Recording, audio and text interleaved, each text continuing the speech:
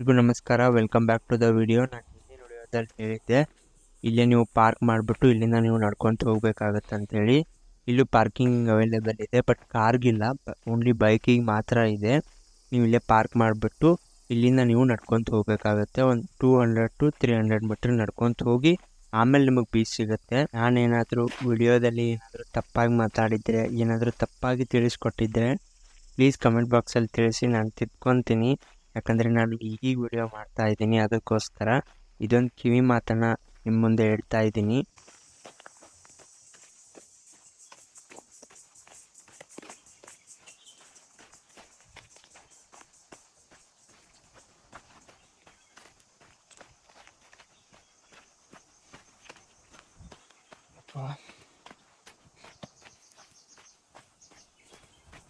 ಗಾಡಿಗೆ 100 ರೂಪಾಯಿ ಪೇ ಮಾಡಬೇಕು, ಬಟ್ ಅಲ್ಲೇ ಸ್ಟಾಪ್ ಮಾಡಿ ಬಂದಿರಿ.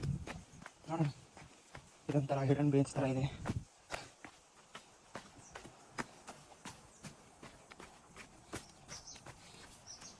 ಎರಡನೇ ಬೀಚ್ ಮಸ್ತ್ ಇದೆ. ನೋಡೋಣ,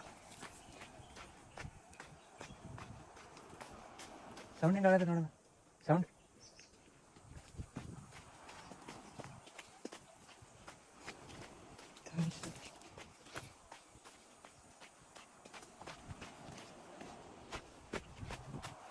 ಅಯ್ಯ ಬಾವಾ.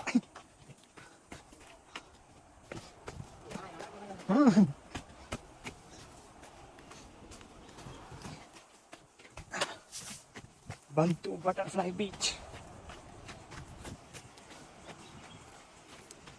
ಕೊನೆಗೆ ಬಂತು ಬಟರ್ಫ್ಲೈ ಬೀಚು. ನೋಡ್ಬೋದು ನೀವು ಎಷ್ಟು ಚೆನ್ನಾಗಿದೆ ಅಂಥೇಳಿ. ಹಾಗೆ ನೀವೇನಾದರೂ ನೀರಲ್ಲಿ ಹುಷಾರಾಗಿಂದ ಇಳಿರಿ, ಯಾಕಂದ್ರೆ ಅದು ಭಾಳ ಆಳಿದೆ. ನಾನಂತರೂ ಗೊತ್ತಿರಲಿಲ್ಲ, ನನಗೆ ಫಸ್ಟ್ ಟೈಮ್ ನಾನು ಇಳಿದಿದ್ದೆ, ಕಾಲೇ ಹತ್ತಿರಲಿಲ್ಲ. ನನಗೆ ಸ್ವಿಮ್ಮಿಂಗ್ ಬರುತ್ತೆ ಅಂತ ಹೇಳಿ ಗೊತ್ತಾಯಿತು.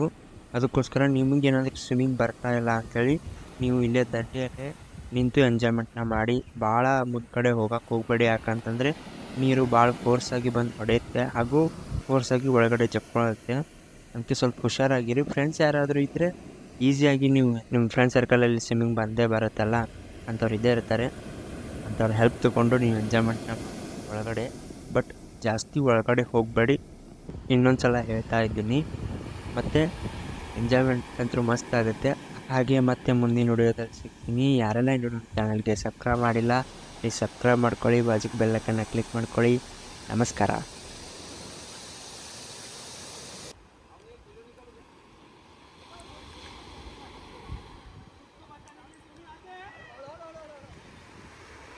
ಹೌದು, ನಾನು ಪಾಪಿ, ಕಚಡ, ನನ್ನ ಮಗ, ವರ್ಷ ನನ್ನ ಮಗ. ಬೇರೆ ಹೇಳ್ಕೊಳ್ಳ ಹೇಳ್ಕೊಂತೀರ, ಅಷ್ಟೇ ವ್ಯತ್ಯಾಸ.